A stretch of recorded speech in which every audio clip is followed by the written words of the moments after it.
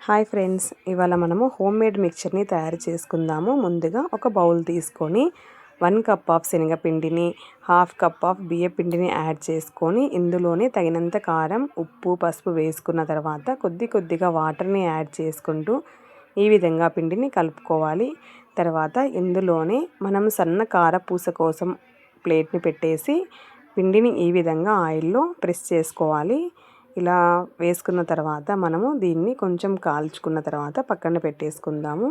ఇందులోనే దబ్బ షేప్లో ఉన్నటువంటి కారపూసను కూడా మనం ప్రెస్ చేసుకుందామండి. తర్వాత బూందీ కోసం మనం మిగిలిన పిండిని కొద్దిగా వాటర్ వేసుకుంటూ ఈ విధంగా ఒక గరిటెలో వేసుకుంటూ ఇలా హ్యాండ్ షేక్ చేస్తూ ఉంటే మనకి బూందీ అనేది కింద రెడీ అవుతుందండి. ఇలా రెడీ అయిన తర్వాత మనము దీన్ని పక్కన పెట్టేసుకుందాము.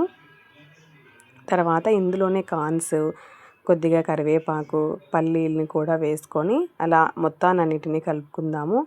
ఇలా కొద్దిగా కారం యాడ్ చేసుకుంటూ ఇలా మిక్చర్ని మనము స్మాష్ చేసుకుంటూ కలిపి పెట్టుకుందామండి.